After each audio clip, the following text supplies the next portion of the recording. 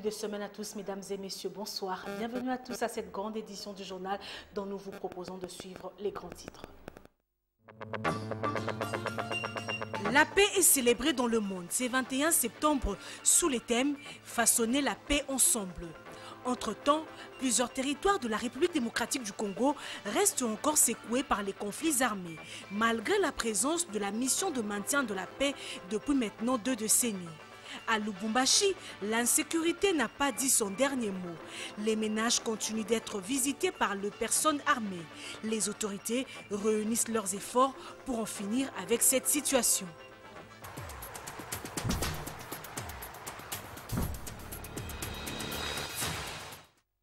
Bonsoir à tous. L'humanité célèbre ce 21 septembre la journée internationale de la paix. Pour cette année 2020, le thème retenu est façonner ensemble la paix. L'Assemblée générale des Nations Unies, dans sa résolution 55/282 en date du 7 septembre 2001, a décidé que la journée internationale de la paix serait célébrée chaque année le 21 septembre. Esther Badi-Biabia. Façonner la paix ensemble, tel est le thème de la Journée internationale de la paix célébrée le 21 septembre de chaque année et consacrée au renforcement des idéaux de paix au sein de toutes les nations et de tout le peuple. Actuellement, l'ennemi commun, c'est le coronavirus, infatigable qui menace aussi bien la santé, la sécurité que le mode de vie de l'humanité. Le secrétaire général de l'ONU, Antonio Guterres, a rappelé en mars 2020 que toutes les parties belligérantes doivent déposer les armes et se concentrer sur la lutte contre cette pandémie mondiale sans précédent. Au-delà de ces messages destinés aux belligérants et mouvements armés, la solidarité et la coopération entre pays, secteurs et générations sont également nécessaires pour gagner ce nouveau combat contre la pire crise de santé publique. Malgré toutes ces potentialités dont le minerai, les eaux, l'élevage, l'agriculture et la pêche, la République démocratique du Congo est depuis plusieurs années privée de paix. Elle est en proie à des guerres à répétition donnant lieu à une insécurité quasi permanente, surtout dans la partie est du pays, avec comme conséquence l'appauvrissement de population et l'effritement progressif de tout esprit de paix. Une situation qui doit interpeller aussi bien les autorités congolaises que la communauté internationale présente en RDC depuis près de 20 ans à travers la MONUSCO. Il sied de rappeler que la journée du 27 septembre marque aussi le 75e anniversaire de l'Organisation des Nations Unies. Et voilà, Esther Badi-Biabia l'a dit, la paix est toujours menacée dans la partie est de la République démocratique du Congo, malgré les efforts du gouvernement de la République, les forces armées de la République démocratique du Congo et la mission de l'ONU, de la mission de maintien de la paix, la MONUSCO. Donc les rebelles ADF, M23 et Codeco continuent de s'aimer la terreur dans les provinces du Nord Kivu et Ituri. Patrick Borel-Mokendi. Depuis 2 décennies, la partie est de l'ère de Congo est secouée par les conflits armés. Plusieurs territoires de province de l'Ituri, du Nord et Sud Kivu voient naître de groupes armés qui sèment l'insécurité, et c'est malgré la présence de la mission de l'Organisation des Nations Unies pour la stabilisation en aire de Congo, MONUSCO.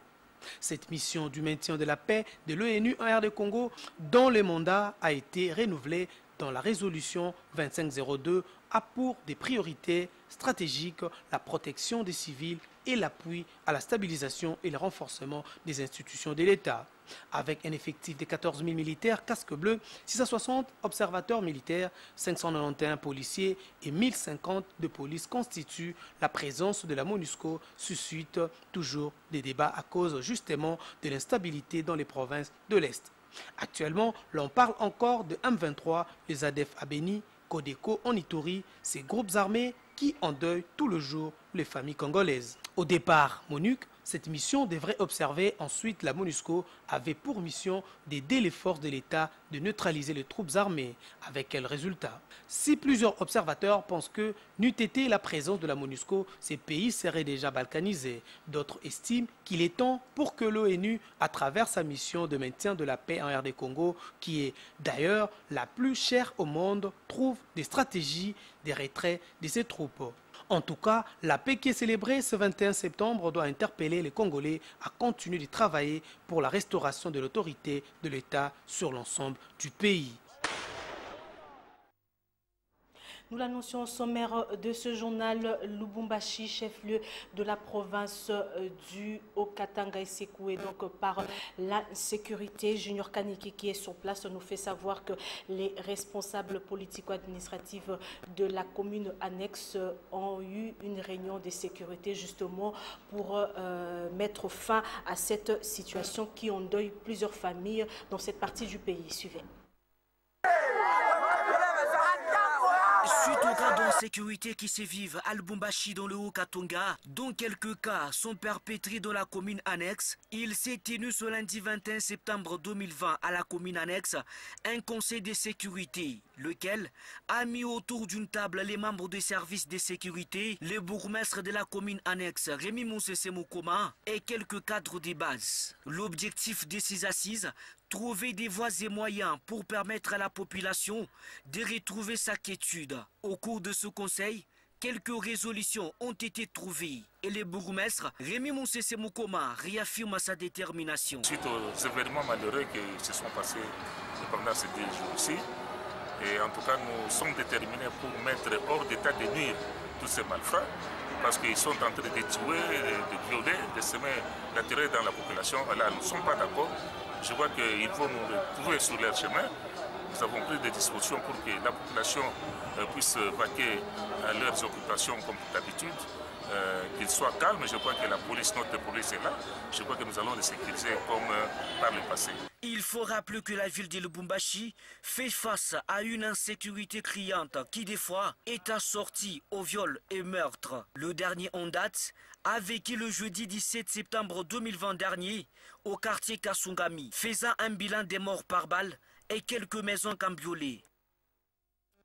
À Kinshasa, le ministre national de moyennes et petites entreprises Julien Kalumba Mwana Ngongo a donc lancé officiellement le programme de sensibilisation et d'accompagnement à l'entrepreneuriat de jeunes. Ces programmes qui s'inscrit dans la vision du président de la République va permettre aux jeunes entrepreneurs congolais d'être plus responsables, compétitifs et même à se prendre en charge. La cérémonie s'est déroulée à Rotana Hotel dans la commune de La Gombe. C'est lundi donc en présence de Torine Bongo.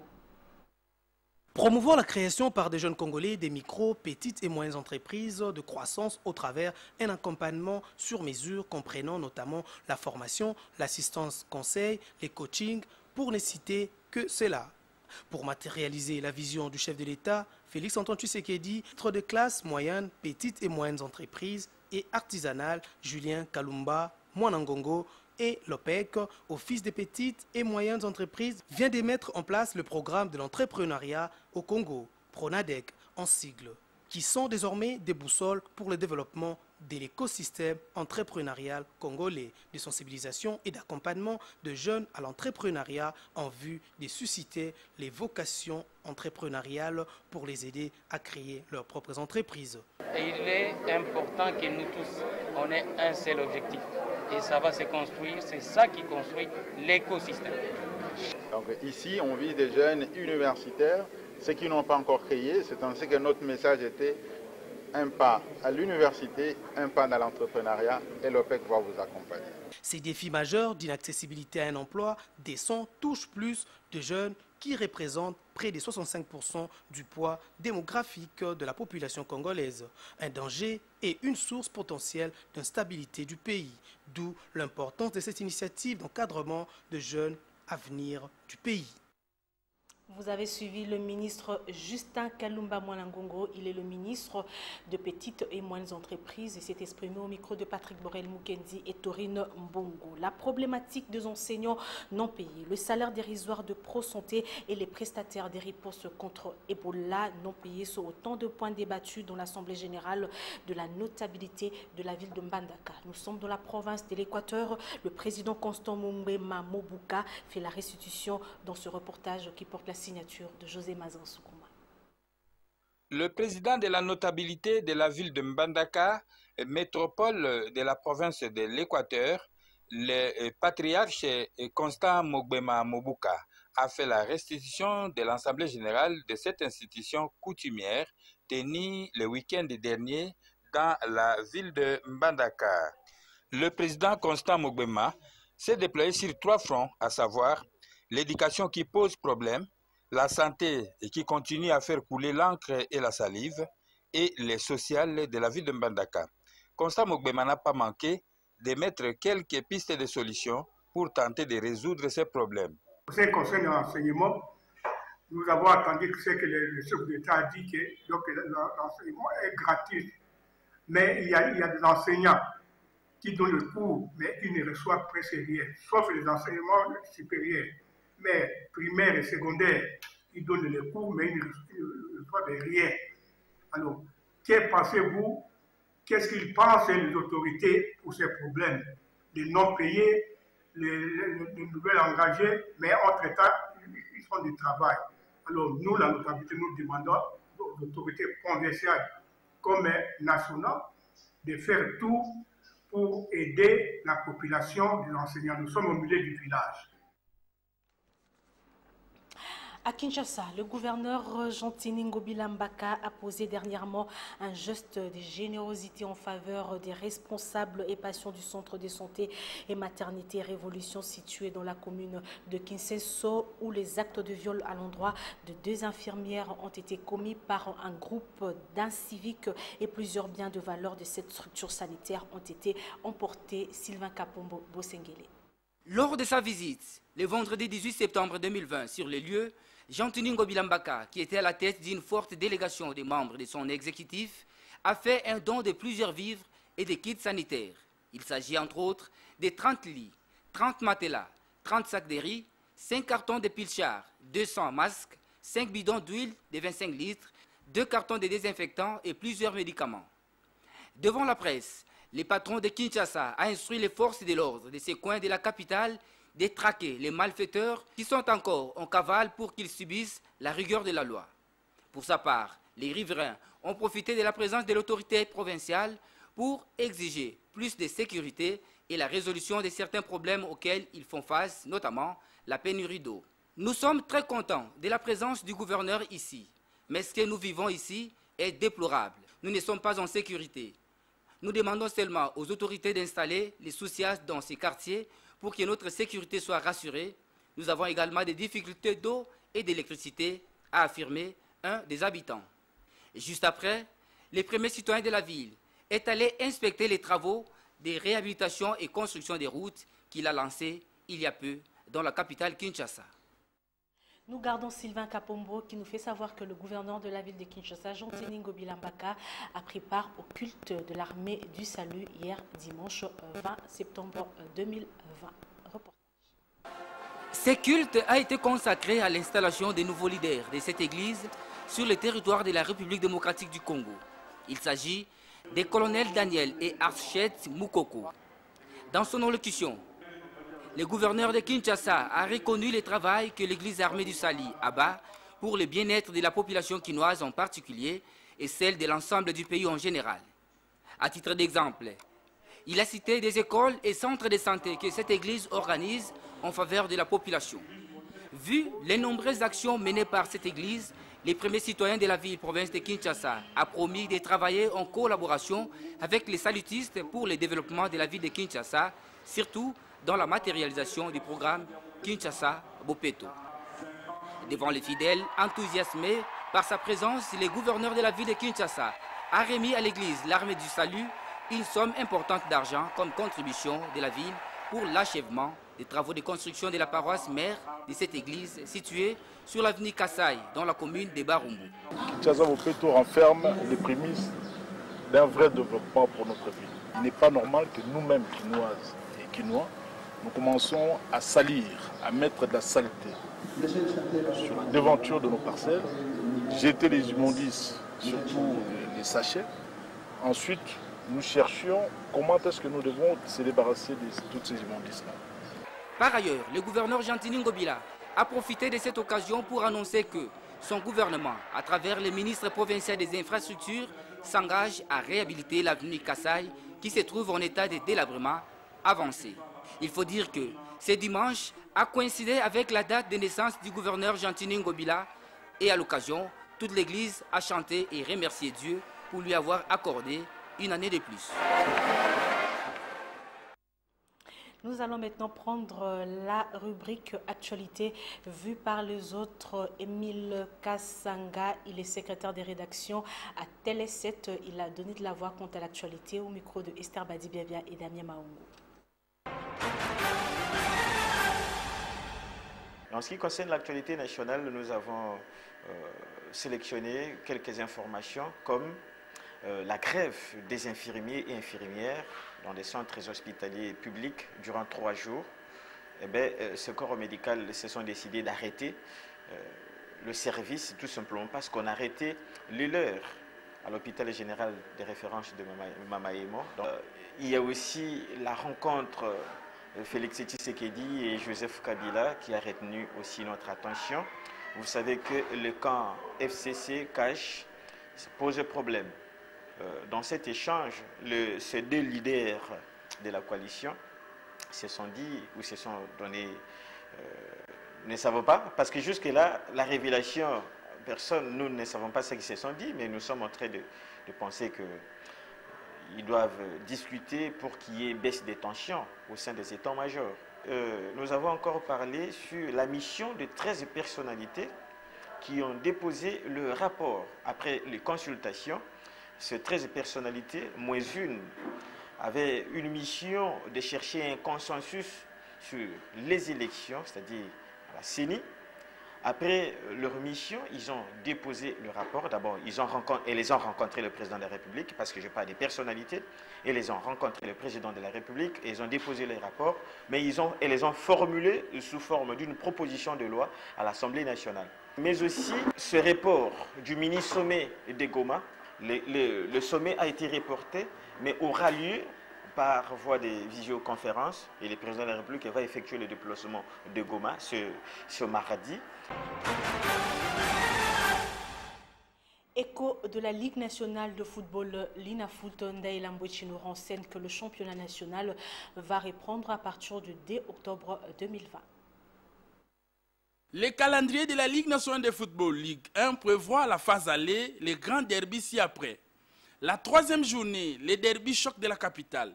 Le Daring Motema Pembe va recevoir le Football Club Renaissance du Congo le samedi 17 octobre au stade des Martyrs de la Pentecôte.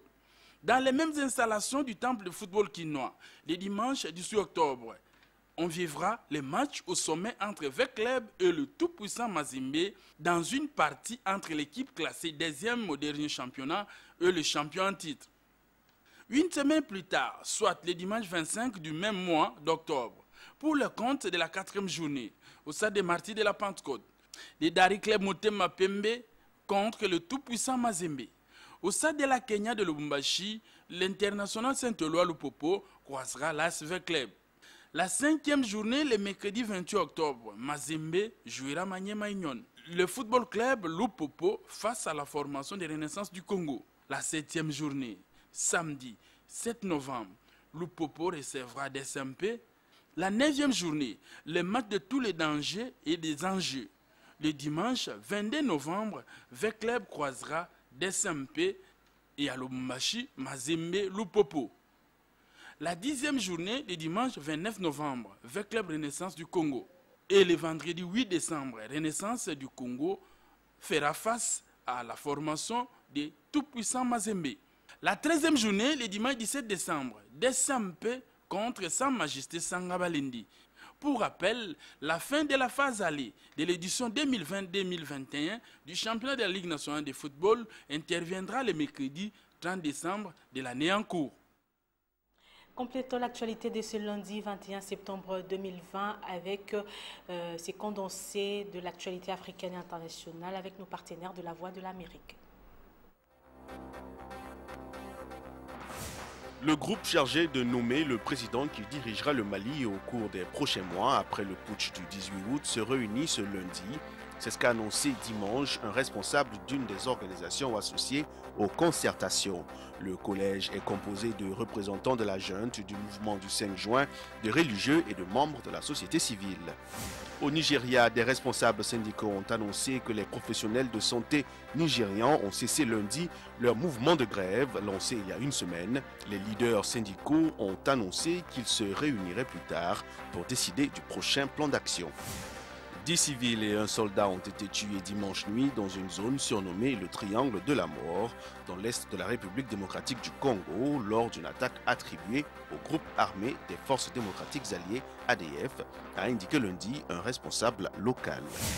Le président ghanéen a annoncé la reprise de la saison de football lors d'une allocution télévisée dimanche soir.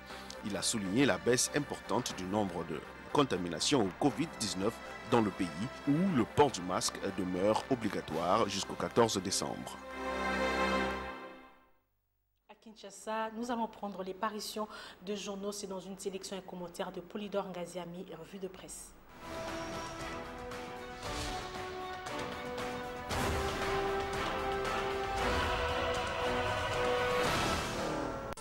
La rencontre de dimanche 20 septembre 2020 entre Félix Tshisekedi et Joseph Kabila est sans nul doute le grand sujet d'actualité présenté ce lundi par les différents journaux. Un tête-à-tête qui était particulièrement attendu au regard de l'amoncellement des sujets qui fâchent et crient forme des as.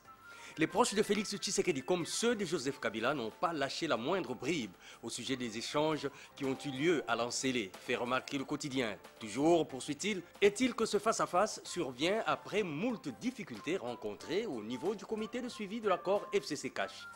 Évoquant aussi ce tête-à-tête au domaine présidentiel de l'Ancélé, Africa News renseigne que la rencontre dominicale a également tablé sur le futur remaniement et les nominations dans les entreprises publiques et la petite territoriale, y compris au sein des services de renseignement civil.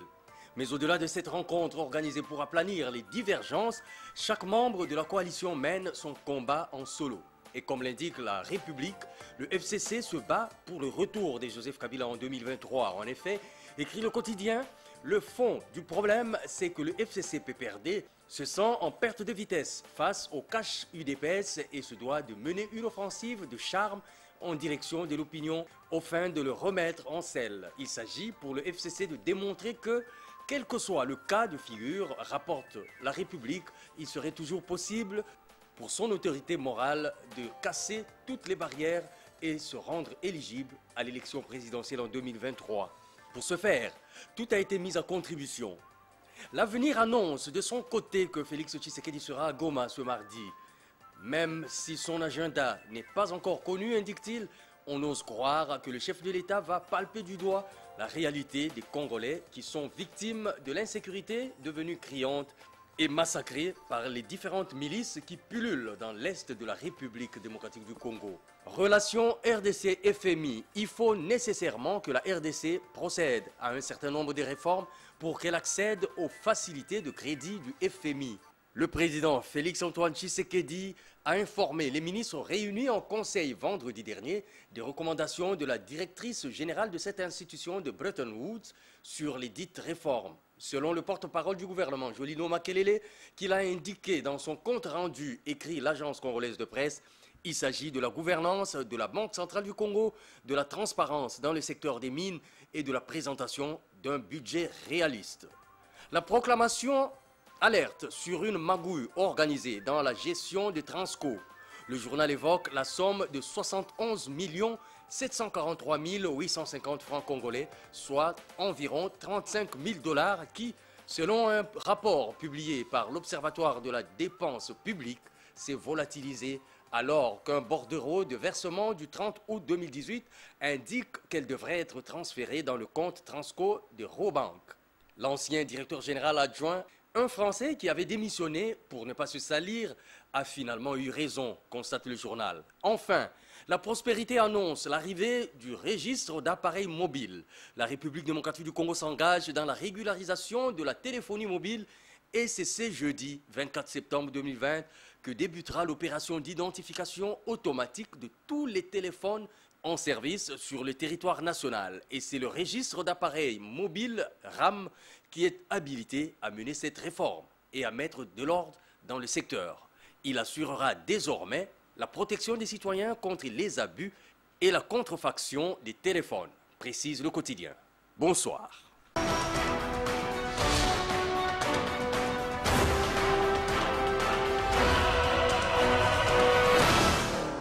Merci Polydor pour la revue de presse. Ce journal est terminé, nous allons prendre les rappels des titres.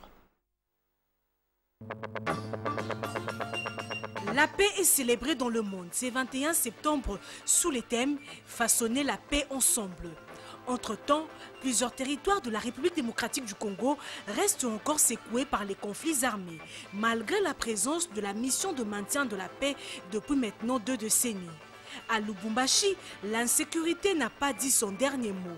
Les ménages continuent d'être visités par les personnes armées. Les autorités réunissent leurs efforts pour en finir avec cette situation.